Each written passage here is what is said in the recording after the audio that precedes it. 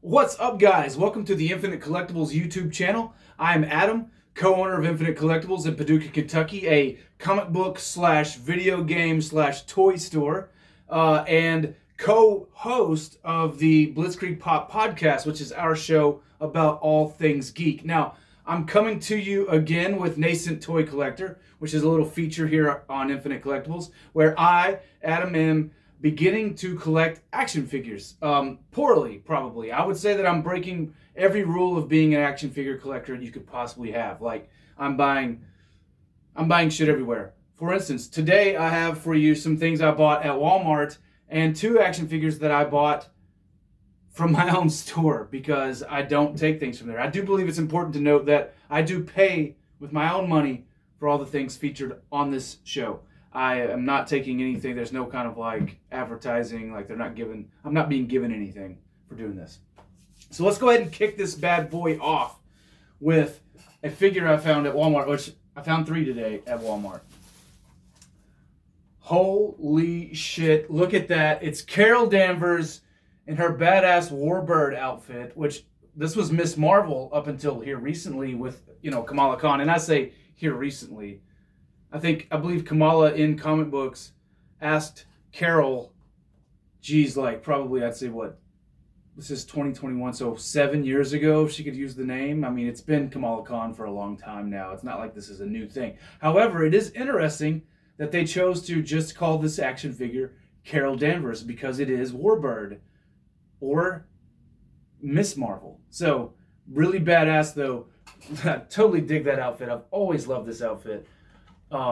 This was in Bendis's run of Mighty Avengers, but it goes way back further than that. This goes all the way back to her original run in the 70s, Miss Marvel, I'm sorry. I think issue 20 or 21, something like that. I don't know. Maybe I'm thinking of, I could be getting that confused with Mystique, but I know this goes way back, and I just really dig the sash. The lightning bolt in the sash, badass. Set that right there. And that's another one of those Kenner Hasbro retro action figures that I just totally love. I've got another one for you. I saw this and could not pass it up. Miss Fantastic. The Invisible Woman. Sue Richards. And the thing about this figure is if you guys follow the Blitzkrieg Pop at all, and that's cool if you don't, but if you do, that's our podcast about all things geek. On the Blitzkrieg Pop, we make our friend Munch, who hates the Silver Age. We make him read Silver Age comic books, and we started with the Marvel Universe, and we're reading it in chronological order, beginning with the Fantastic Four in 1961. So we've been reading a lot of Fantastic Four, and of course the Invisible Girl, then Invisible Woman now. She's a big part of the Marvel Universe and its inception. She's right there at the birth of it. And when I saw this action figure, I was like, this is just beautiful. Tell me there's going to be a thing, because I would love to have the entire FF. I would actually like to have this figure becoming invisible. That would be badass. And I'm sure there's probably a chase or something. Like I said, I'm new to collecting. I'm probably really bad at it. I should probably be looking for the chase instead of just buying the actual normal one. But I couldn't pass it up. I know there's a Johnny Storm that's in this series. I'm going to have to pick it up. I would love to have the entire team, the FF. All right, so moving on from Marvel, I found something today at Walmart. It was at the Southside Walmart here in Paducah. I couldn't believe it was there. Once they sold out, I thought they're just gone for good, and I was just going to have to order this thing online. But it is the Skelegod figure from MOTU Revelation. Look at that thing.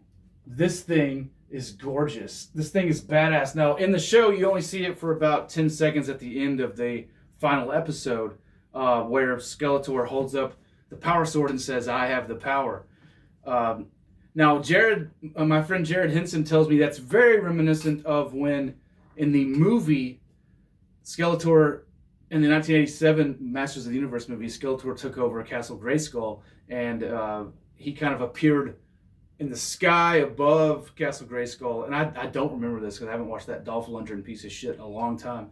I need to, probably, actually, but I think it's Frank Langella, something like that. I can't think. I think something his name's something like that. He appears in the sky above Castle Grayskull, and it's kind of like at the end of Revelation, Skelegod appears above Castle Grayskull, and that there's a lot of lines reused from the movie that are in the cartoon, which is pretty cool. But just, I mean, the sculpt on this thing. He's got the power sword, obviously. And of course, it shows the other figures available in this line, which the Masterverse, which is what they call this. This is Mattel's Masterverse. I'm not sure what else is going to be in there. So far, it's been figures based on the Netflix series, Revelation, but who knows what could be in there. And I said in my previous video, and I've been listening to Spectre Creative's videos and learning a lot about Masters of the Universe. Mattel only owns this license for another 2 years. In 2023, it reverts back to Universal. And when Universal has it, who knows what will happen? Who knows who will be manufacturing the toys? Probably not Mattel. Mattel will have to bid on it just like everyone else. So this is interesting that they're pumping so much out. I will say this: Skelegod is referred to on the back here on the card as the Cosmic Lord of Destruction. I cannot wait for the rest of the episodes to air from Masters of the Universe Revelation. And in that vein, I have 2 action figures that I actually picked up at my own store that I could not help myself. I saw them and was like, holy crap, I have to have these. I'm going to move Skeletor over here. Number 1 on the list is Fisto. Look at this guy. I mean, he's got that like curly Q mustache, and he's got the giant fist. I mean, jeez, look at Fisto. Fisto is a badass, a badass Master of the Universe. Look at that retro card. This thing is awesome. Now, these are brand new. We can actually, our store actually gets these from Diamond, which is pretty cool.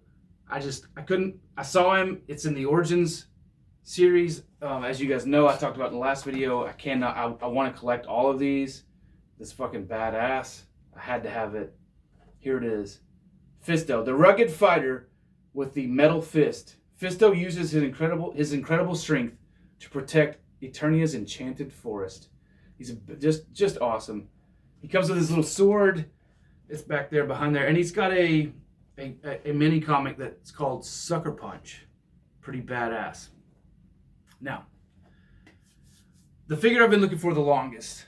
I say the longest. I mean, I don't know how, it's pretty new, but a figure I never owned as a child, and a figure I've always wanted to own because I've always thought it looked so damn cool. I finally got a chance.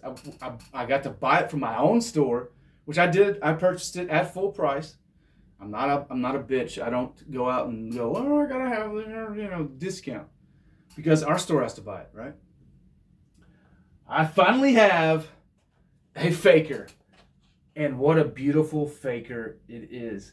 Now, Faker is like a robot copy of He-Man, and it's really cool, the origin of this figure. Now, he's blue, as you can see, and in the Filmation series from the 80s, the early 80s, Filmation did not make him blue. He was just a regular He-Man colored Faker he was just a robot. And they made his eyes glow because they didn't want to spend the money to make new animation cells, which is Filmation was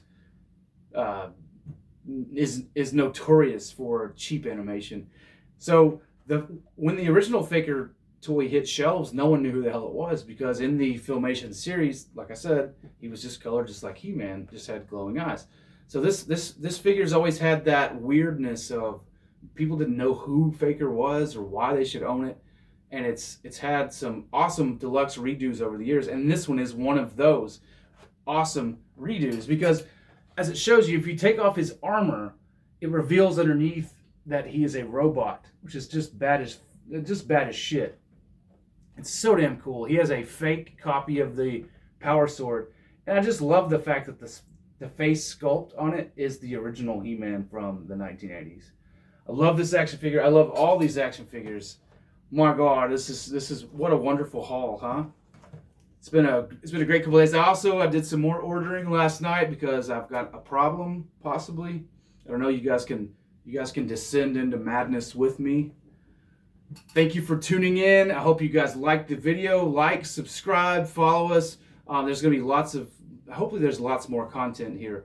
I'm going to continue buying toys, so if you guys enjoy the videos, that's awesome.